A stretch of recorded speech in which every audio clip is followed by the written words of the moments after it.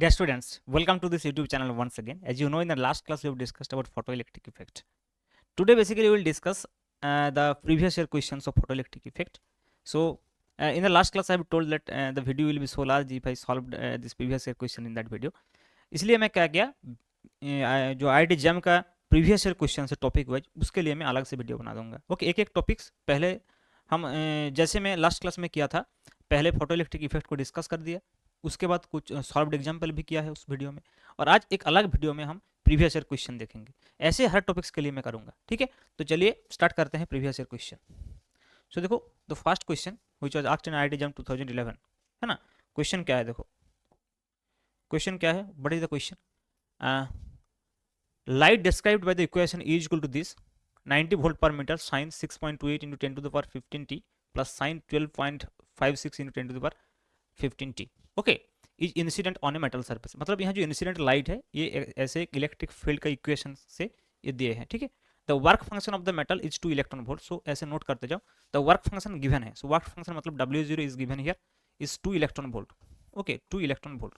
So the maximum kinetic energy, you have to find out the maximum kinetic energy, Kmax, and you know the relation between maximum kinetic energy and the work function. Okay, so if the incident light of frequency nu, so the incident energy is nu and it is utilized as W0 and Kmax, है ना. अब देखो Kmax निकालना है, maximum kinetic energy of the photo electrons निकालना है. Work function given है, work function तो गिवन है, तो Kmax क्या हो जाएगा, देखो सिंपल क्वेश्चन है. तो Kmax हो जाएगा, देखो H new minus omega zero. But the question is जो व्हाट इज न्यू. न्यू क्या होगा, देखो यहाँ जो ओमेगा दिया है ना, sine omega T, you know the wave equation sine omega T. देखो ओमेगा का दो वैल्यू है यहाँ, एक तो 6.28 इंटू 10 टू द पावर 15 और एक है 12.56 into 10 to the power 15. So which value we have to take. ये देखो, अगर काइनेटिक एनर्जी मैक्सिमम होगा तो ऑब्वियसली न्यू जो है वो मैक्सिमम होना चाहिए. तो न्यू मैक्सिमम कब होगा, देखो ये दो जो ओमेगा का वैल्यू है इसमें अगर हम यहाँ से न्यू को निकालते हैं तो यहाँ न्यू मैक्सिमम होगा, मतलब इससे ज़्यादा होगा. तो we have to choose this equation, this omega, क्योंकि हमको जो निकालना है that is maximum kinetic energy. Okay, so वो हम कैसे निकाल सकते हैं, देखो यहाँ जो ओमेगा अगर हम बोलते हैं omega is equal to 2 pi nu. Omega zero अलग है, यहाँ ओमेगा जो फ्रीक्वेंसी एंगुलर फ्रीक्वेंसी होते हैं इसको हम ऐसे रिप्रेजेंट कर सकते हैं 2 पाई न्यू. तो न्यू क्या होगा, देखो ओमेगा अपन 2 पाई, है ना. तो देखो ओमेगा कितना है, ओमेगा जो है that is 12.56 into 10 to the power 15. ये this is divided by 2 pi, ये हो जाएगा. तो आपको जो एच न्यू है ना, एच न्यू में जो न्यू का वैल्यू है ये लिखना है. ओके, और इसको इलेक्ट्रॉन वोल्ट में अगर कन्वर्ट करना है, देखो इसको अगर एच से हम मल्टीप्लाई करते हैं ना तो it will be h nu something like this h. So ये जूल में हो गया. तो इसको अगर हम इलेक्ट्रॉन वोल्ट में कन्वर्ट करना चाहेंगे तो एच न्यू इक्वल टू क्या होगा, देखो पहले तो ये देखो ये जो है 2 इंटू पाई जो है इसको हम ऐसे लिख देते हैं, देखो 12.56 into 10 to the power 15 into, अगर एच को हम ऐसे लिखते हैं 6 into 10 to the power minus 34, में अप्रोक्सीमेटली लिख रहा हूँ, एक्चुअल वैल्यू तो 6.6 है. अपन देखो 2 इंटू 3.14, 2 इंटू 3.14 ये हो जाएगा 6.28. तो 6.28 से अगर इसको हम कर देते हैं ये 2 हो जाएगा. तो ये क्या होगा, देखो this will be just 2 into 6 है ना, तो it will be 12 into 10 to the power minus 34, है ना. 12 into 10 to the power minus 34 हो जाएगा ये एच न्यू, इतना जूल हो जाएगा एच न्यू. तो इसको अगर हम इलेक्ट्रॉन वोल्ट में कन्वर्ट करना चाहेंगे तो हम क्या करेंगे, देखो तो इसको डिवाइड करेंगे charge of electron 1.6 into 10 to the power minus 19. तो ये जो जूल था ये हो जाएगा इलेक्ट्रॉन वोल्ट, ये हो जाएगा इलेक्ट्रॉन वोल्ट. अब देखो ये यहाँ एच न्यू जीरो जो है इस इलेक्ट्रॉन वोल्ट में लिखना है, और ये डब्ल्यू जीरो जो है ये तो इलेक्ट्रॉन वोल्ट में ऑलरेडी गिवन है. सो काइनेटिक एनर्जी मैक्सिमम जो हो जाएगा, देखो इस इक्वेशन से अगर हम इसको लिखते हैं तो मैक्सिमम काइनेटिक एनर्जी क्या होगा, देखो एच न्यू जीरो जो है दैट विल बी जस्ट मतलब इन इलेक्ट्रॉन वोल्ट 12 इंटू, मैं कैलकुलेट नहीं कर रहा हूँ आप कैलकुलेट कर लेना, डिवाइड बाई कितना होगा, देखो 1.6 into 10 to the power minus 19 minus देखो डब्ल्यू जीरो जो है that is 2 electron volt. So ये जो है डायरेक्ट मैक्सिमम काइनेटिक एनर्जी जो है वो इलेक्ट्रॉन वोल्ट में आ जाएगा. सो यहाँ से आपका आंसर आ जाएगा. ठीक है, तो ऐसे आपको कैलकुलेट करना है. Similarly, we have to take next question also.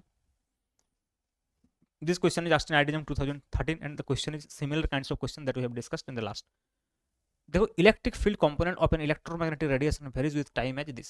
So E given है इन दिस वे. अब देखो where A is a constant and the values of omega and omega zero, देखो ओमेगा एंड ओमेगा जीरो का value देखो, omega जो है that is this 1 into 10 to the power minus 5 minus 15. Omega जो है देखो 1 into 10 to the power minus 15 और omega 0 जो है that is 5 into 10 to the power minus 15 respectively. अब देखो this radiation falls on a metal of work function 2 electron volt, मतलब same W0 is given as 2 electron volt, the maximum kinetic energy निकालना है। तो K max जो है क्या होगा, that will be h nu, है ना, माइनस W0। तो सिमिलरली देखो न्यू जो है वो मैक्सिमम होना चाहिए, तो न्यू अगर मैक्सिमम है तो हम किसको यहाँ लेंगे, इसको लेंगे, है ना, क्योंकि ओमेगा 0 जो है ये ज़्यादा है। तो देखो यहाँ जो है W0 है ना, that will be equal to, मतलब यहाँ ये W0 W0 में थोड़ा डिफरेंट है। ये W0 जो है ये फ्रीक्वेंसी है और ये जो है वर्क फंक्शन है, याद रखना। तो यहाँ जो है इसको W0 ना लिख के मैं डायरेक्ट 2 पाई न्यू लिख देता हूँ, ताकि हमारा जो कन्फ्यूजन है दूर हो जाएगा। सो 2 पाई न्यू क्या होगा, देखो 2 पाई न्यू लेना है 5 इंटू 10 टू द पावर 15, ये लेना है। तो यहाँ से सिमिलरली न्यू निकल जाएगा 5 इंटू 10 टू द पावर 15, है ना। सो अगर न्यू निकल गया तो अपन 2 पाई, तो यहाँ से हम एच न्यू भी निकल सकते हैं, है ना। तो एच न्यू हो जाएगा देखो 5 into 10 to the power 15 into H का जो वैल्यू है 6.6 भी ले सकता हूँ, into 10 to the power minus 34, तो एग्जैक्ट वैल्यू आ जाएगा अपन 2 इंटू 3.14। तो ये जूल पे आएगा। तो इसको अगर हम इलेक्ट्रॉन वोल्ट में लेना चाह रहे हैं तो इसको 1.6 into 10 to the power minus 19 से डिवाइड कर देना है बस, तो ये इलेक्ट्रॉन वोल्ट में आ जाएगा। और देखो W0 तो इलेक्ट्रॉन वोल्ट में दिया है, तो इसको यहाँ इलेक्ट्रॉन वोल्ट में लिख देना, तो आपका केमेक्स का जो वैल्यू है वो आ जाएगा। ऐसे सॉल्व करना है, ठीक है। तो देखो ऐसे क्वेश्चन में 2 क्वेश्चन जो लगातार पूछा गया है 2011 एंड 2013 में, यहाँ जो मेन कॉन्सेप्ट है, मेन जो ट्रिक है यहाँ ये है कि आपको कौन सा ओमेगा लेना है, तो जो ज़्यादा है, क्योंकि काइनेटिक एनर्जी मैक्सिमम निकालना है। तो मैक्सिमम काइनेटिक एनर्जी कब होगा, जब न्यू ज़्यादा होगा, है ना। तो ऐसे आपको चूज करना है। चलो नेक्स्ट क्वेश्चन देखते हैं। देखिए this question is asked in 2014 in a photoelectric effect experiment ultraviolet light of wavelength 320 nanometer, so lambda is given as 320 nanometer, है ना। और ये इंसिडेंट रे है falls on the photo cathode with work function of 2.1 electron volt. So work function जो है that is 2.1 electron volt is also given. The stopping potential should be close to, मतलब V0 निकालना है। तो देखो Kmax है, Kmax अगर है that is equal to e V0 इनो, सो यहाँ से निकल जाएगा V0। अब देखो lambda, if lambda is this, तो इसका कॉरस्पॉन्डिंग जो एनर्जी होगा E, है ना, that is Hc by lambda. So इसको निकालना है पहले। सो अगर हम इसको नैनोमीटर में लिखते हैं तो ये 1240 हो जाएगा, यह 320 हो जाएगा। So this will be in electron volt. मैंने पहले ही बताया था कि अगर ये एंगस्ट्रॉम में है तो ये 12,400 डिवाइड बाई वेवलेंथ होगा, और ये अगर नैनोमीटर में है तो 1240 अपॉन 320 हो जाएगा, इलेक्ट्रॉन वोल्ट में आ जाएगा ये। सो देखो अगर ये इलेक्ट्रॉन वोल्ट में आ गया तब कैलकुलेशन जो है वो ज़्यादा ईजी हो जाएगा, क्योंकि ये इक्वेशन बेसिकली क्या था, ई इक्वल टू क्या था बताओ, W0 plus kinetic energy maximum, है ना। तो अगर काइनेटिक एनर्जी मैक्सिमम निकालना है और ई मतलब क्या है ये, तो काइनेटिक एनर्जी मैक्सिमम क्या होगा, देखो Kmax जो हो जाएगा that is E minus W0, और E क्या है देखो 1240 अपन 320, है ना। इलेक्ट्रॉन वोल्ट में आ गया, माइनस देखो ये वर्क फंक्शन जो है 2.1, सो ये डायरेक्टली इलेक्ट्रॉन वोल्ट में आ जाएगा। So you can find out the answer from here easily. Okay, so this is how you to solve this question. इसीलिए मैं बताया था कि ये जो फॉर्मूला है बहुत ही इंपॉर्टेंट है, कि लैम्डा और एनर्जी के बीच में जो रिलेशन है इलेक्ट्रॉन वोल्ट के साथ एंगस्ट्रॉम का, या फिर इलेक्ट्रॉन वोल्ट के साथ जो नैनोमीटर का, ये डायरेक्ट रिलेशन है, ये आपको याद रखना है। ओके, सो प्रॉब्लम जो है इजीली हो जाएगा। सो चलो नेक्स्ट क्वेश्चन देखते हैं। अब देखो this question is asked in 2016, क्या बोल रहे हैं देखो, in photoelectric experiment both sodium and tungsten metals were illuminated by an ultraviolet light of the same wavelength. मतलब जो इंसिडेंट रे है अल्ट्रावायलेट सेम है, लेकिन दो अलग अलग मेटल है, एक सोडियम है और एक क्या है, टंगस्टन है। अब देखो if the stopping potential for tungsten is measured to be 1.8 volt, तो टंगस्टन का जो स्टॉपिंग पोटेंशियल है वो गिवन है, निकालना क्या है सोडियम का स्टॉपिंग पोटेंशियल क्या है। सो दो इक्वेशन आएगा, देखो पहले देखो in photoelectric experiment both sodium and tungsten, sodium का वर्क फंक्शन देखो फॉर सोडियम, पहले सोडियम के लिए करते हैं, सोडियम के लिए लिखते हैं, देखो सोडियम के लिए इक्वेशन क्या होगा, इंसिडेंट जो वेवलेंथ है वो तो सेम है, तो Hc अपन लैम्डा इंसिडेंट इक्वल टू देखो W0 है ना, work function 3.2 electron volt, plus देखो ई वी जीरो, लेकिन ये V0 जो है ये किसके लिए है, सोडियम के लिए। देखो पहले इन द सोडियम के लिए मैं पहले लिख रहा हूँ, तो सोडियम के लिए V0 निकालना है, the value of the stopping potential of sodium, तो ये V0 निकालना है। लेकिन देखो अगर हम टंगस्टन के लिए बोलते हैं, टंगस्टन के लिए क्या है, देखो टंगस्टन के लिए जो है इंसिडेंट तो सेम होगा, मतलब Hc अपन लैम्डा ही होगा, इक्वल टू देखो ये जो टंगस्टन का जो वर्क फंक्शन है वो क्या है 4.5 है ना, तो ये हो जाएगा 4.5 हो जाएगा, प्लस देखो ई वी जीरो जो है टंगस्टन के लिए वी जीरो गिवन इज 1.8, तो ई वी जीरो क्या होगा 1.8 इलेक्ट्रॉन वोल्ट, तो ये हो जाएगा 1.8 इलेक्ट्रॉन वोल्ट। सो देखो एच सी अपन लैम्डा यहाँ से डायरेक्ट मिल जाएगा 4.5 प्लस 1.8, 8 प्लस 5 13, 6.3 इलेक्ट्रॉन वोल्ट, तो आपको 6.3 इलेक्ट्रॉन वोल्ट डायरेक्ट मिल जाएगा। तो यहाँ से इजीली वी जीरो हम निकाल सकते हैं, क्योंकि यहाँ पे अगर हम 6.3 लिख देते हैं so it will be just 3.2 plus e v zero, so यहाँ से ई वी जीरो निकल जाएगा।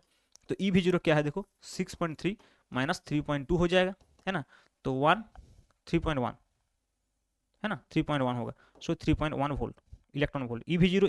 अगर e v zero equal to 3.1 electron volt तो वी जीरो क्या होगा सिंपल 3.1 हो जाएगा, 3.1 वोल्ट हो जाएगा। तो यहाँ पे जो है ये 3.1 हो जाएगा सिंपल। ओके, सो ऐसे हम सॉल्व कर सकते हैं। अगर दो मेटल्स को दे दिया तो ऐसे कंपेयर करके करना पड़ेगा, ठीक है। चलो नेक्स्ट क्वेश्चन देखते हैं। So this question is asked in IIT exam 2020। ये कॉन्सेप्चुअल क्वेश्चन है, देखो कॉन्सेप्चुअल क्वेश्चन भी आता है, इसलिए मैं कॉन्सेप्ट को जो है अच्छे से बता दिया लास्ट क्लास में, है ना।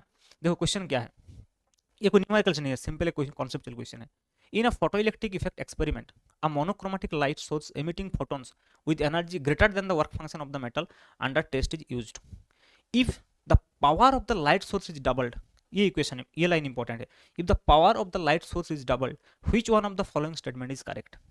देखो पहले तो सिंपल ये बताया गया है photoelectric in a photoelectric effect experiment a monochromatic light source emitting photons with energy greater than the work function, मतलब ये फोटोइलेक्ट्रिक इफेक्ट जो है ये होगा of the metal under test is used, है ना। ये लाइन जो है ये सिंपल डिस्क्राइब किया है फोटोइलेक्ट्रिक इफेक्ट का। अब देखो नेक्स्ट लाइन जो है, if the power of the light source is doubled, है ना, पावर अगर डबल्ड हो गया तो which one of the following statement is correct. तो पावर का इक्वेशन क्या होता है, पावर का मतलब क्या है देखो एनर्जी पर यूनिट टाइम, है ना, तो ई अपॉन टी हम बोल सकते हैं। पावर का जो एक्सप्रेशन है that is basically E upon T in terms of energy, और इन टर्म्स ऑफ अगर इंटेंसिटी हम निकालना चाहते हैं तो भी हम निकाल सकते हैं, सो वो अलग बात है। एक ऐसा भी एक क्वेश्चन है मैं बाद में दिखाऊंगा। तो पी जो है that is energy per unit time, है ना, तो एनर्जी बेसिकली एच न्यू होता है, तो एच न्यू अपॉन टी हो जाएगा। सो पर यूनिट टाइम में जो एनर्जी है वही पावर है। तो देखो पावर अगर डबल हो गया इसका मतलब नंबर ऑफ फोटोन डबल हो गया, है ना, क्योंकि एक फोटोन का तो एनर्जी सेम है, तो एक फोटोन का अगर एनर्जी है एच न्यू है तो दो फोटोन का 2 एच न्यू होगा, तो it will be an H nu for an photon. इसका मतलब पावर जो है it will directly depend on the number of photon. Power ज़्यादा है इसका मतलब नंबर ऑफ फोटोन ज़्यादा हो गया। तो देखो the number of emitted photons remains the same, नहीं ये तो गलत है क्योंकि फोटोन ज़्यादा हो जाएगा। देखो which one of the following statement is correct बोल रहे हैं, तो ये तो करेक्ट नहीं है। The number of photons the number of emitted photo electrons remains the same, ये सही नहीं है। The stopping potential remains the same, ये सही हो सकता है। क्यों, देखो स्टॉपिंग पोटेंशियल जो है वो नंबर ऑफ फोटोन से डिपेंड नहीं करते हैं, वो किससे डिपेंड करते हैं, फ्रीक्वेंसी अगर ज़्यादा है तो स्टॉपिंग पोटेंशियल चेंज होगा। पावर अगर ज़्यादा है इसका मतलब इंटेंसिटी ज़्यादा है, तो इंटेंसिटी के ऊपर तो स्टॉपिंग पोटेंशियल डिपेंड नहीं करते हैं, इसका मतलब ये करेक्ट होगा। नेक्स्ट देखते हैं, the number of emitted photo electrons decreases, नहीं, क्यों डिक्रीज होगी, ये तो इंक्रीज होगा, अगर फोटोन ज़्यादा है तो ये भी इंक्रीज होगा। द स्टॉपिंग पोटेंशियल डबल्स, नहीं स्टॉपिंग पोटेंशियल चेंज ही नहीं होगा, so option B is correct. देखो ऐसे कॉन्सेप्चुअल क्वेश्चन भी आ सकते हैं, ठीक है, 2020 में आया था। नेक्स्ट चलो नेक्स्ट क्वेश्चन को, ओके। तो देखो ये क्वेश्चन क्या है basically, a point source emitting photons of 2 electron volt energy and 1 watt of power is kept at a distance 1 meter from a small piece of photoelectric metal of area 10 to the power minus 4 meter square. If the efficiency of a generation of photoelectrons is 10%, then the number of photoelectrons generated is this per second. So the value of F is, है ना, तो इसका मतलब number of photo electrons generated निकालना है, okay. और एक photons का जो एनर्जी है दैट इज 2 इलेक्ट्रॉन वोल्ट। अब देखो जो सोर्स है वो सोर्स कहाँ रखा है, 1 वाट ऑफ पावर, है ना, is kept at a distance of 1 metre from a small piece of photo electric material of area 10 to the power minus. So देखो यहाँ एक फोटो इलेक्ट्रिक मटेरियल है सपोज जिसका एरिया जो है 10 to the power minus 4 metre square, है ना। अब देखो सपोज यहाँ से एक मीटर डिस्टेंस में यहाँ जो है यहाँ सोर्स है, तो ये सोर्स से जो है एनर्जी जो है ये निकल रहा है, और ये कितना एनर्जी निकल रहा है, 1 वाट ऑफ पावर निकल रहा है ना। तो यहाँ से हम जो पूरा एरिया में कितना पावर निकल रहा है, देखो ये 1 वाट जो पावर है ये 4 पाई आर स्क्वायर एरिया में निकल रहा है, मतलब इधर भी जा रहा है इधर भी जा रहा है, 3 डायमेंशन में तो पावर जाएगा ना, तो मतलब ये जितना निकल रहा है यहाँ से पावर उतना तो इसमें नहीं पहुंचेगा, तो इसमें कितना पहुंचेगा देखो, तो 4 पाई आर स्क्वायर एरिया में जो पावर है, देखो 4 पाई आर स्क्वायर एरिया में जो पावर है वो पहले निकालना पड़ेगा। तो 4 पाई आर स्क्वायर एरिया में जो है दैट इज बेसिकली जो पावर है 1 वाट है ना, 1 वाट, 1 वाट मतलब 1 जूल पर सेकेंड ही निकालना है तो 1 वाट हम लिख सकते हैं। और आर जो है दैट इज 1, इसका मतलब 4 पाई एरिया में 1 वाट है ना। तब देखो 10⁻⁴ मीटर स्क्वायर एरिया में कितना है, तब पता चला कितना एनर्जी जा रहा है। सो 10⁻⁴ मीटर स्क्वायर एरिया में जो होगा दैट इज 10⁻⁴ अपॉन 4 पाई है ना। मतलब ये जो एनर्जी है या फिर ये जो एनर्जी पर सेकंड है, वाट मतलब क्या है, जूल पर सेकंड, तो ये इतना जूल एनर्जी पर सेकंड में यहाँ पहुंच रहा है, इसके ऊपर पहुंच रहा है ना। अब देखो इसका जो एफिशिएंसी है, पूरा का पूरा एफिशिएंसी जो है, मतलब ये पूरा का पूरा एनर्जी जो है यूज नहीं होगा क्योंकि इसका जो एफिशिएंसी है 10% है। तो टोटल कितना एनर्जी यहाँ जा रहे हैं, देखो 10⁻⁴ अपॉन 4 पाई है ना, अपॉन 4 पाई इंटू 0.1, क्योंकि 10% है तो 0.1। तो ये जो एनर्जी है, ये एनर्जी यूज हो रहा है यहाँ से इलेक्ट्रॉन्स को निकालने के लिए। अब देखो एक फोटोन का एनर्जी जितना होगा, देखो point source emitted photons of 2 electron volt है ना।